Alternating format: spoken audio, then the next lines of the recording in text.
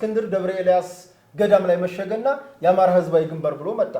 አማራ ህዝባዊ ኃይል ነው እንጂ ጎጃም ላይ የሚሰራው እንዴት አማራ ህዝባዊ ግንባር ይሰራም ብለው እርስ በርስ ተፈሳፈሱልህ። ያ ሲያልቅ እስክንድር ሸሽቶ ነፍሱን ሲያሰጋው እስክንድር ቡድን ሲሸነፍ የት ይገባልሃል? ጎንደር እነ ደረጀና ሀብቴ ጋር ሄደ። ደረጀና ሀብቴን መሃል ገባና አፈረሳቸው። ማለት እስክንድርን መቀበል አለብን የለብንም፣ እኛ በራሳችን መሆን አለብን፣ እስክንድር የአዲስ አበባ ሰው ነው፣ እኛ ጎንደር አካባቢ ነን የሚል የጎጠኝነት ነገር መጣ።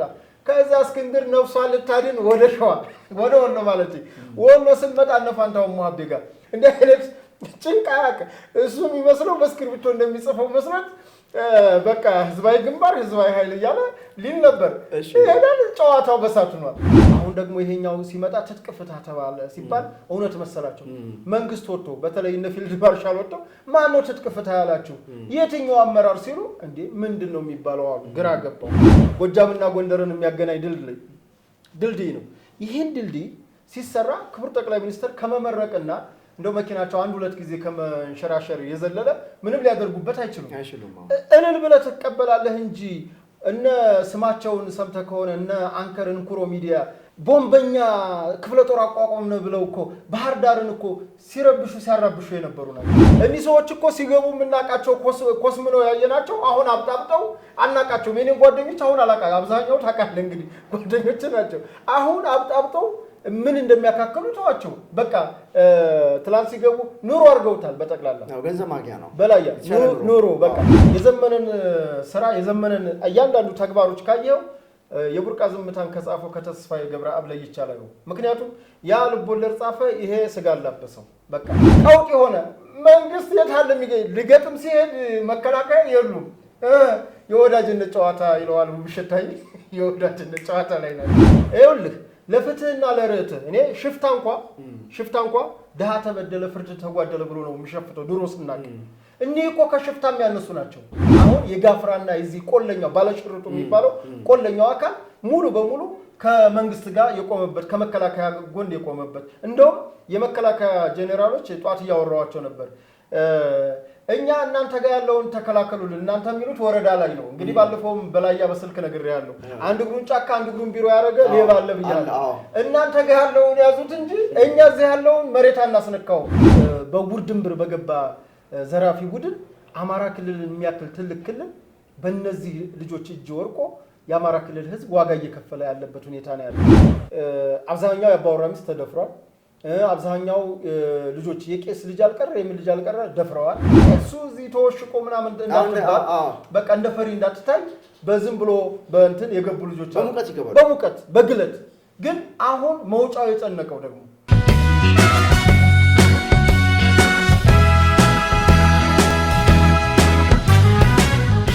ቴዲ እንኳን ደህና መጣ። እንኳን ደህና ቆይ።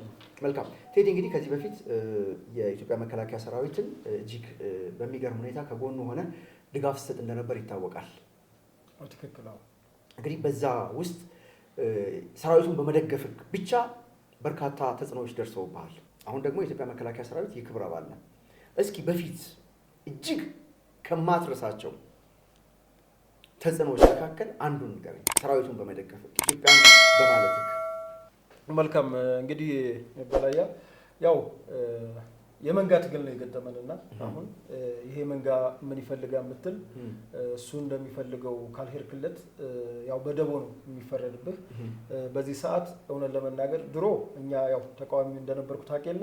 ድሮ እኛ ኢህአዴግን ስንቃወም መንግስትን የተቃወመ በቃ ፖለቲካና ኮረንቲ የሚባልበት ነው። ዛሬ መንግስትን መቃወም ምንም አይደለም። ይህን መንጋ መቃወም ልክ እኛ ድሮ መንግስትን ስንቃወም ሲደርስብን የነበረው እንደውም ያኛው ይሻላል እንድንል ሁሉ የሚያደርግ ነው የመንጋው ፍርድ እና ትንሽ እኔ በይሄ ዘመን ከበድ ይላል። በተለይ የመንግስት ደጋፊ እንዲሁም ደግሞ የሰራዊቱ ደጋፊ ሆነ ስትቆም ኢትዮጵያን ብለ ስትቆም በጠቅላላ ደቦ በዚህም በግራም በቀኝም አለ ያጣድፋል። በግራም በቀኝም በሰሜንም በደቡብ በምዕራብም በሁሉም አቅጣጫ ይከበዋል። ዝሮ ኢትዮጵያን የነካ የለውም በረካ በራሳቸው ይከሽፋሉ። ራሳቸው እየከሸፉ ራሳቸው እየተጋለጡ እዚህ ደርሰናል። ብዙ ዛቻዎች ብዙ ነገሮች አልፈውብኛል ኢትዮጵያን በማለቴ። እንግዲህ እንደምታስታውሰው የሰሜኑ ጦርነት ያው ጁንታ ኢትዮጵያን ለማፍረስ የትም ቢሆን ገብተን ኢትዮጵያ እናፈርሳለን፣ ትግራይ ትሰሪ ብለው መምጣታቸው ይታወቃል። ኢትዮጵያ ትፈርስም ብለን ቁመናል። እንግዲህ የኔ የሰራዊቱ ቁርኝት ከዛ ነው የሚጀምረው፣ ፊት ለፊት ማለት ነው። እኔ ማረሳቸው ከማረሳው የቦሩ ሜዳው ውጊያ ነው ማረሳው። ምክንያቱም ከወልዲያ በኋላ ሁለተኛው ትንቅንቅ ደሴን ያለማስያዝ ነበርና ደሴን ላለማስያዝ ያደረግነው ትንቅንቅ ሰውም ያቃት የአንዷን ቀን የጥቅምት 17ን ውጊያ ነው የሚያውቃት። ከዛ በፊት ግን በአላልሻ ሜዳ፣ በቦሩ ስላሴ፣ በኩታበር የነበሩ አውደ ውጊያዎች እጅግ ከባድ ነበሩ። እነዛን ከባድ ሌሊቶች አላዩም። በምን ወኔም እንደገባሁም ሰው ስለማያውቅ ቪዲዮ ቫይራል ወጥቷል። እንደምታስታውሰው የዛን የነበረው ቪዲዮ እጅግ በቃ ከሰራዊቱ ጋር በሞራል የሚገርምህ በሰራዊቱ ላይ ከባድ ሳቦታጅም ነበረ የሚሰራበት። ያው ልክ ድሮ ደርግ እንደወደቀው ስንቅ ሲባል ትጥቅ ሲባል ስንቅ እየተሰጠ ልክ እዛ ኢህአፓዎች ሻጥር ሰርተው ሻቢያን እንዲያሸንፍ እንዳደረጉት ልክ እንደዛ አይነት ሻጥሮች ነበሩ። እነዛን ነው የሰበርናቸው። ምግብ፣ ውሃ ከህብረተሰቡ ይዤ ቀርቤያለሁ። ይሄንን ማድረግ የለኔ ምንም ነው። ምክንያቱም ሰራዊቱ ህይወቱን ነው የሚከፍልልህ እና ያቺ ሌሊት የማረሳ ሌሊት ናት። ደግሞ አሸንፈን መልሰናቸው በሰዓቱ የሰራዋት ቪዲዮ የጥላትና የወገን ቶክስ መሃል ላይ ገብቼ ነው። ምክንያቱም ደሴና ኮምቦልቻ ሰውን ረብሸውት ተሸብሮ እየወጣ ያለበት ሰዓት ስለነበረ ያን ቪዲዮ ቀርጬ ከለቀኩ በኋላ ግን አብዛኛው የደሴና የኮምቦልቻ ማህበረሰብ ወደ ቀየው የተመለሰበትና ስልኬን እያፈላለጉ እንደው አቦ በረካሁን እንደው እንዲህ አይነት ሰው አለ ለካም በዚህ ጭንቅ ጊዜ እንዲህ ተገንቶ የሚል እያለ ያችን ቪዲዮ አረሳትም። በኋላ ግን ከጥላት በማይተናነስ ወገን በሚባሉ ደግሞ ያለ እንትን ተስሎ የሆነ ነገር ሲሰራ ይሁን ብቻ ስለሰራው ነው ያ ነገር የሆነውና ያችን ቪዲዮ አረሳትም። ያንንም ሌሊቱን አረሳው። ስንቅልና ደርስ የሄድንበት ድሽቃ ተጠምዶ አምቡላንስ ሁሉ አላሳልፍ ብሎ መከራ ተከፍሎ የወገንን እኛ ብዙ ነው የምንሰራው። በነገራችን ላይ የነ ቴዎድሮስ አያሌው የህዝባዊ ሰራዊት ድጋፍ ሰጭ ነው የሚባለው ቡድኑ 200 አባላት አሉት። 20 ዶክተሮች ናቸው ማለት 20 ሹፌሮች ናቸው ለሰራዊቱ በሹፌርነት የሚያገለግሉ 10 መካኒክ ናቸው። መኪናዎች ተበላሽተው በተለይ ራያና ከትግራይ ሲወጣ በርካታ መኪናዎች መውጣት እየቻሉ የቴክኒክ ችግር ገጥሟቸው እንደቀሩ ስለማቅ እኔ እንትኖች ጋር የጋራጅ ባለሙያዎች ይዤ ገባው።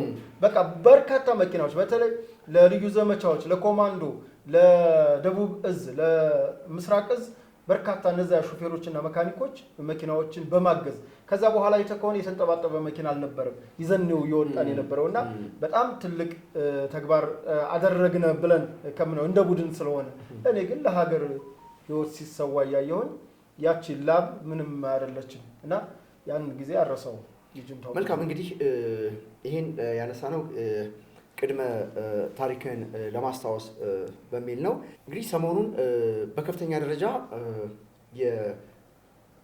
ራሱን የአማራ ፋኖ ወይም እኛ ጃውሳ ብለን የምንጠራው ስብስብ በከፍተኛ ደረጃ እጅ እየሰጠ ነው የሚገኘው።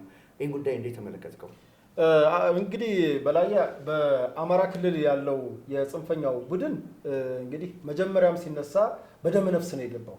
አጀንዳም የለውም፣ የሚታገልበትም የሚያታግለውም አጀንዳ የለውም።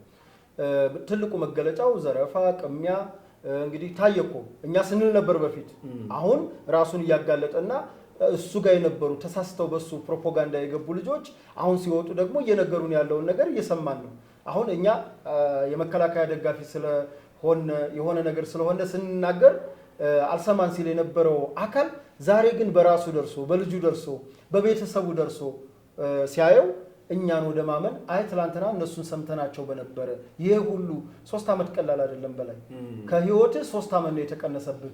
በዚህ ተደናብሮ በውርድምብር በገባ ዘራፊ ቡድን አማራ ክልልን የሚያክል ትልቅ ክልል በእነዚህ ልጆች እጅ ወርቆ የአማራ ክልል ህዝብ ዋጋ እየከፈለ ያለበት ሁኔታ ነው ያለው። ለዚህ ዋጋ መክፈል ደግሞ እንደነገርኩ አጀንዳ አልባ የሆነ ዝም ብሎ ግሪሳ ቡድን ስለገባ ነው።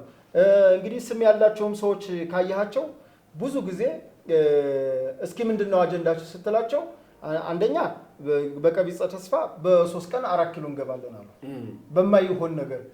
ከእንደገና ደግሞ የሚሰሯቸው ፕሮፓጋንዳዎች ጥሬ በቃ ከኮሜዲነት እኔ እነ ክበበው ገዳ እኮ በጣም የሚሻሉ ኮሜዲዎች ናቸው። ምክንያቱም በወያኔ ጊዜ አስቀውንም ቁም ነገርም ማስይዘውናል። እኒህ እኮ ከዚህ ግባ ማተላቸው እንኳን ለኮሜዲም የማይሆኑ ፖለቲካ ጭራሽ በሄደበትም በዞረበትም ዙሮ አያውቁም።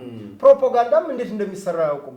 በራሳቸው የወያኔን ጄኔራሎች እኮ ለቀናቸዋን የትግራይን ህዝብና የአማራን ህዝብ ለማስታረቅ ስንል ይኸው ዳንግላ የታሰሩትን እኮ ለቀናቸዋን ብለው እኮ የነገሩ እነ ማርሸን ናቸው። በኋላም ክቡር ጠቅላይ ሚኒስትራችን ባህር ዳርን ሄደው ያንን እንግዲህ በኢትዮጵያ ትልቁ ድልድይ ነው። ያ ድልድይ መቼም አማራ ክልል ነው ያለው፣ ለዛውም ጎጃም ነው ያለው። ደግሞ ጎጃምና ጎንደርን የሚያገናኝ ድልድይ ነው። ይህን ድልድይ ሲሰራ ክቡር ጠቅላይ ሚኒስትር ከመመረቅና እንደው መኪናቸው አንድ ሁለት ጊዜ ከመንሸራሸር የዘለለ ምንም ሊያደርጉበት አይችሉም። እልል ብለህ ትቀበላለህ እንጂ እነ ስማቸውን ሰምተህ ከሆነ እነ አንከር እንኩሮ ሚዲያ ቦምበኛ ክፍለ ጦር አቋቋምን ብለው እኮ ባህር ዳርን እኮ ሲያራብሹ የነበሩ ናቸው። እንግዲህ ለአማራ ህዝብ መቆርቆር ማለት ድልድይ ሲመረቅ ሁከትና ግርግር መፍጠር ነው። ለአማራ ህዝብ መታገል ማለት ጣናነሽ ጀልባ ኦሮሚያና አፋር ክልልን ሸገር ሲቲ ስታልፍ ስንት መሰረተ ልማቶች እንደተቋረጡ ታውቃለህ። እኔ ከምንም በላይ አፋር ክልል አፋር ክልል አንድ መብራት ቆመ ማለት ኤሲ የለህም ምንም የለህም፣ ከሙቀት ከተፈጥሮ ጋር ትታገላለህ። ያን መስዋዕትነት ከፍሎ የአፋር ህዝብ ሎጊያ ላይ ያን ሰመራ ላይ እልል ብሎ ያሳለፋትን ጣናነሽን እንግዲህ አባይ በረሃን ተሻገረች እናፈነዳታለን ብለው ያን ሁሉ ፕሮፓጋንዳ ሲነፉ አይተሃል። ከዛም ከገባች በኋላ እንግዲህ ደግሞ መጣች የአብይ አህመድ ያመጣት ጀልባ አማትንቀሳቀስ ጉዝ ናት ሲሉ እንግዲህ ክቡር ጠቅላይ ሚኒስትራችን ባለፈው አይተሃል ከጎርጎራ ባህር ዳር በሷ ነው ተንሸራሽረው ባህር ዳር የገቡትና አሁን ለአማራ ክልል ህዝብ መታገል ማለት ስልጣኔ እንዳይመጣ ማድረግ ነው ወይ? ተማሪዎችን ከትምህርት ቤት እንዳይሄዱ አድርጎ መያዝ ነው ወይ? ወላዶችን በአምቡላንስ ሲሄዱ ከአምቡላንስ አስወርዶ አምቡላንሱን ለጦርነት አገልግሎት መጠቀም ነው ወይ? በቃ ይህንን አዩ ባይናቸው። ነጋዴዎች ሲዘረፉ አዩ። ገበሬዎቹን ማዳበሪያ ነጥቀው ከህብረት ስራ ማህበር ማዳበሪያ ነጥቀው ለገበሬው በርካሽ ብለው ሽጠው በኋላ ደግሞ አንተ እኮ ያመረትከው ገበሬው አንተ እኮ ያመረትከው እኔ በሰጠው ማዳበሪያ ነው ለቀለበ ሰፈር እያሉ ገበሬውን ያስጨንቁታል። እንደምታውቀው የኛ ሀገር ገበሬ ደግሞ ትንሽ የ50 ሳንቲም እንኳን ግብር ሲጨምርበት በመንግስት ደረጃ የሚጮህ ነው። ገንዘብ አምጣ ስትለው አይወድም። ይሄ ባህል ነው። እንግዲህ ይሄንን ገበሬ ነው እንግዲህ እያሰቃዩ 5000 ይጥሉበታል፣ 10000 ይጥሉበታል፣ የማዳበሪያ ይሉታል፣ የሰራዊት ቀለብ ይሉታል፣ ላንተ ነው የምታገለው ይሉታል። እንግዲህ ሰሞኑንም ያየኸው ነው ሰው በመጥረቢያ የሚቆረጥበት። ከዚህ በፊት ለሽምግልና ጎንደር እና ጎጃም ላይ ጎንደር እነ ደረጀ ጎጃም ላይ እነ ዘመነ ካሴ እነ አስረስ ማረ ዳምጤ እነዛ ሽማግሌዎች እኮ የተገደሉት በእነ አስረስ ማረ ትእዛዝ ነው። እኒህ ሰዎች እኮ ልንገርህ ገና ትግል ብለው የጀመሩት ዘረፋ በህግ እየታረሙ ያሉ ታራሚዎችን ከወህኒ ቤት ሰብረው በስመ ፖለቲካ እስረኛ ከ6 እስከ 7 የማይበልጡ ለዛውም በሰኔ 15 ኬዝ የታሰሩ ልጆች አሉ 7 ዓመት ላይ ለነሱ ሲባል ጠቅላላ እኮ ከ6000 በላይ በሞት ፍርድ የተፈረደበት እናቱን የገደለ አባቱን የገደለ ይሄ አረመኔ የሆነን ሰው እኮ ለቀው ነው እኮ። አሁን ክልሉ እኮ እንደው በህገ ልቦና በህገ እግዚአብሔር በመንፈሳዊነት እንደው ትንሽ የተያዘ ክልል ስለሆነ እንደው በዛ የጠነከረ ስለሆነ ነው እንጂ እኮ ወመኔ ነው ፈተው የለቀቁበት።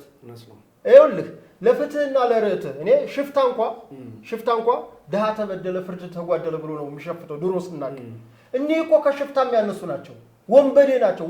ከወንበድናም በቃ ኢሰብአዊ ድርጊት እየፈጸሙ ያሉ የሀገር ሽማግሌ የማይከበር እንዴት እናት በእንብርክክ ትሄዳለች? ይህንን ያየ ወጣት አያቸው። ፕሮፓጋንዳቸውም ዝም ብሎ ሰማይ ለሰማይ እንግዲህ አንዱ የነ ማርሸት ፕሮፓጋንዳ አንድ ጊዜ የሰሩት የሚገርም እንትና ባህር ዳር ጎጃም የመታናት አውሮፕላን ደሟን እያዘረ ደብረ ዘይት ገባች ብለው እኔ ፕሮፓጋንዳውንም ራሱ ስታወራው እኮ ይሄ ሰማይ ላይ ጤፍ ተወቃ አይኔ ላይ ብቅ ገባ የሚባል ድሮ ልጅ እያለን እስኪ ውሸት አዋጣ ተብሎ በውሸት እኔ እነ ማርሸት ውሸት አዋጡ እየተባሉ የሚያወሩ ሁሉ ነው የሚመስለኝ። ዘመነን ብትለው እንግዲህ አሁን ይሄ ዘመነን እኔ ሰው እንትን ሲል አያለሁኝ። እኔ ዘመነ እስኪ የትኛውን ርዕዮት ተናግሮ ነው የትኛውን አሻጋሪ ሐሳብ አምጥቶ ነው? እኔ እውነት ለመናገር ስለነሱ ለማውራት ይቀፈኛል። ለምን ፖለቲካ ያውቁም፣ ጥላት እያበጁ ነው ያሉት። የትልቁን የአማራን ህዝብ ከሌሎች ብሔረሰቦች ለመነጠል የሚደረግ እኔ የዘመነን ስራ የዘመነን እያንዳንዱ ተግባሮች ካየው የቡርቃ ዝምታን ከጻፈው ከተስፋዬ ገብረአብ ላይ ይቻላል። ምክንያቱም ያ ልቦለድ ጻፈ፣ ይሄ ስጋ አላበሰው። በቃ እየተሰራ ያለው ነገር ይሄ ነው እና አሁን የአማራ ክልል ወጣት መንቃቱ ዘግይቶም ቢሆን ምንም አይደለም፣ ከመቅረት መምጣት ይሻላል። ዘግይቶ አሁን ኤሊ እና ተወዳደሩ ይባላል። ጥንቸሏ ወዲያው ስትሄድ የፈጠነች ይመስላል። ኤሊዋ ግን ዘግይታ ትደርሳለች። ኤሊዋ ግን ማነው ጥንቸሏ ግን ደክማ መንገድ ላይ ትቀራለች። እኔ ከቀረ የዘገየ ይሻላል እና ዘግይተውም ቢሆን ከገባቸው መምጣታቸው ጥሩ ነው እላለሁ።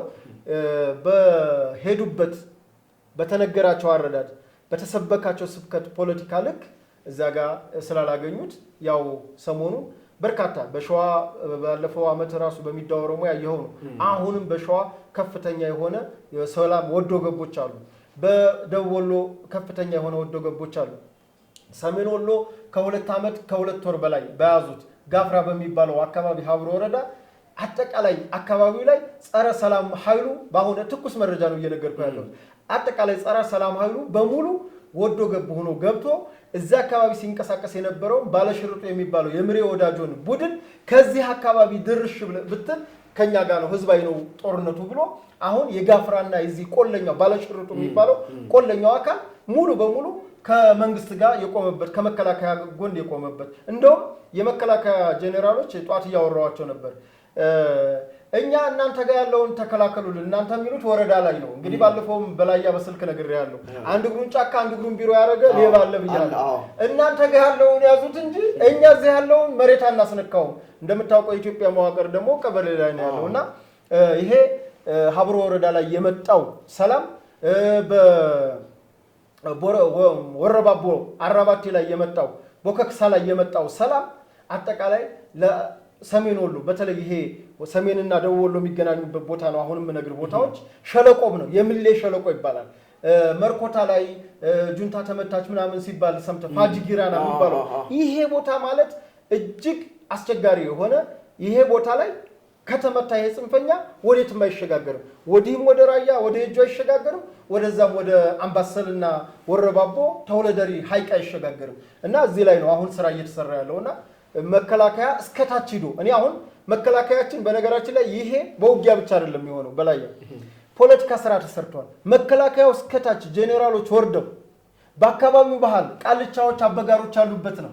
ጫት ተሸክመው ሂደው ለትልልቅ ሰዎች ጫት ይፈቀዳል። በነገራችን ላይ ለዱዓ በዱዓ በወሎ ሀድራ ነው ተቀምጠው ትልልቅ ሰዎች በቃ ተብሎ አሁን በቆቲ ነው። በቆቲ ይሄ ቆቲ ይባላል። አበጋሩ ምን ማለት ነው? ቆቲ ማለት የሀገር ትልቅ አድባር አባት ልክ አሁን አባገዳ እንዳለ ዳኝነት አለ።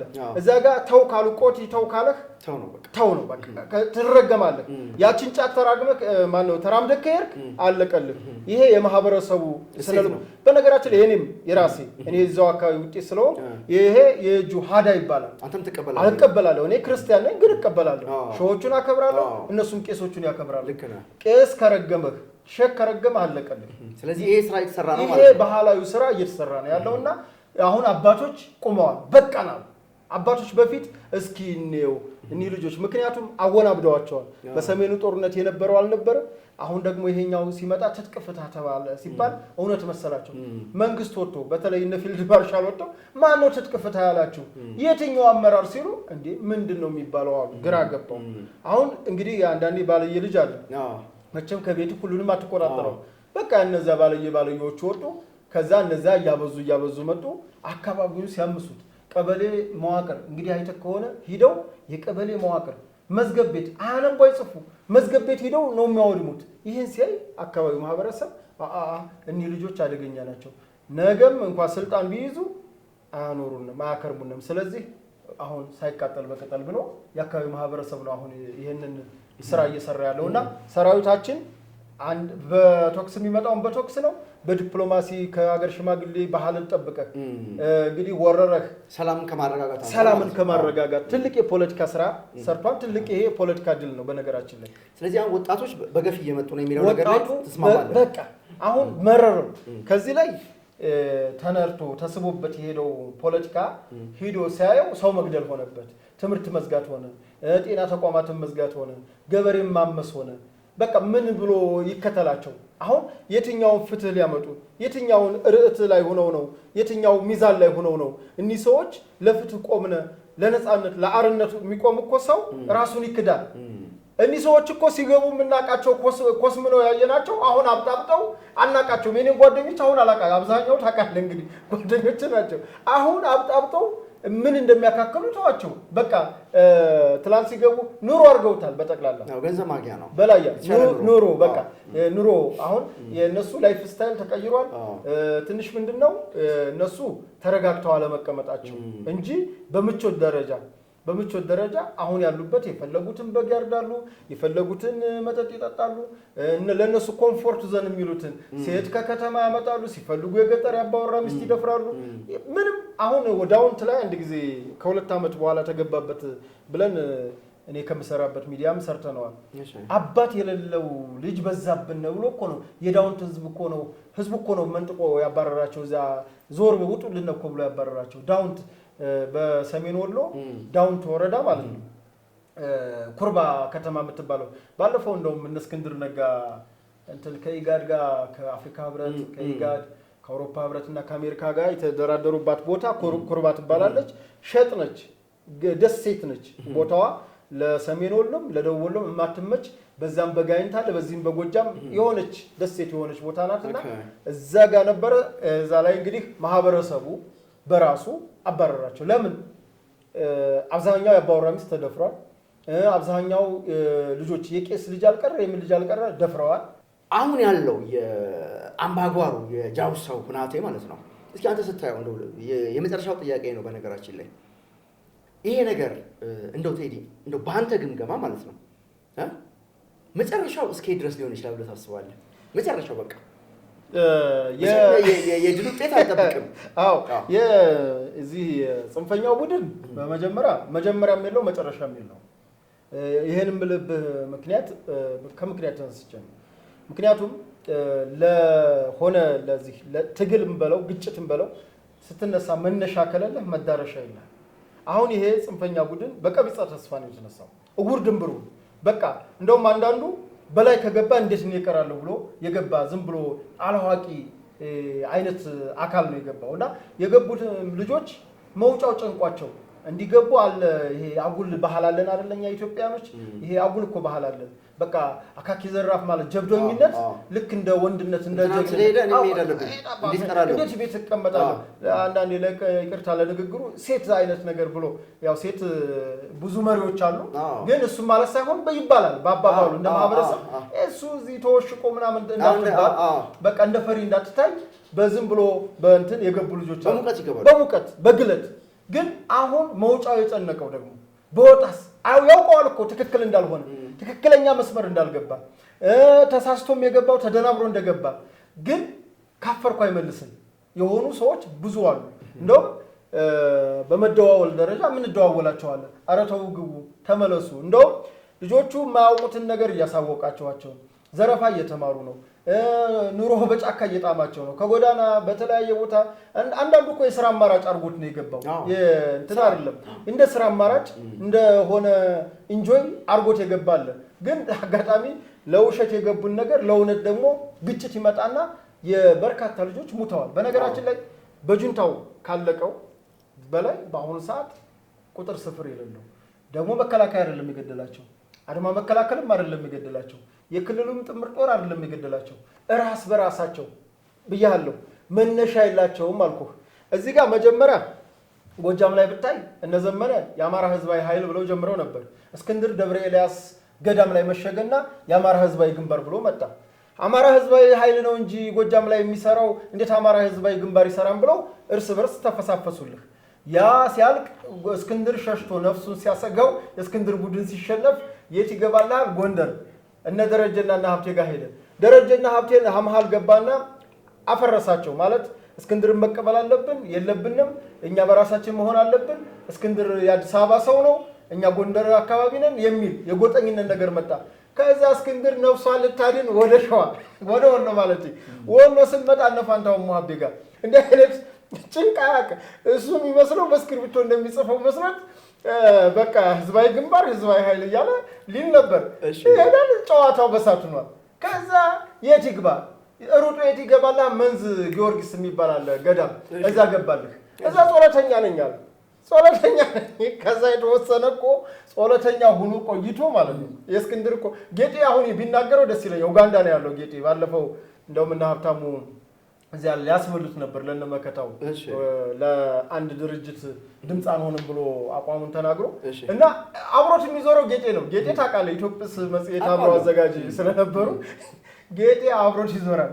ከዛ ከጊዮርጊስ ገዳም ይወጡልህና ገብርኤል ገዳም ለገዳም እንግዲህ አስብ ሰው ባልደራስ አለ ምን አለ አዲስ አበባ ዝም ብሎ ሰብአዊነቱን ጋዜጣውን አይጽፍም እንዴ? ከማያውቀው ነገር ውስጥ ገብቶልህ እንዲህ ሲዳክር ከዛስ ይሄ አሰገድን ይሄዱና ያሰገድን ቤት እናቃጥላለን። ቤቱን አልጋውን አይታል በጭሜ በምን እንት ሲሉ አሰግድ ነፍሷን ተሮጥልህና ወጎል ከዛ ማን ይገባልሃል? ውርድምብሩን እንትና ተፈራማሞ ጄኔራል የቀድሞ ጄኔራል ተፈራማሞ ይገባልሃል። ሐምሌ 6 ገባ። መላኩ የሚባል ዘፋኝ አለ እነሱ እዛ ሰሜን ሸዋ ታዋቂ ነው በአካባቢው። ከዛ ያን ይቀበልና እንዴት ነው ተፈራ መጣ? አዎ መጣ። አዎ መጣው። እንዴት ነው ታዲያ? እንዴ ትግሉን ዳር እናደርሰዋለን አለ። ከዛ የምን ዳር ነው የምታደርሰው?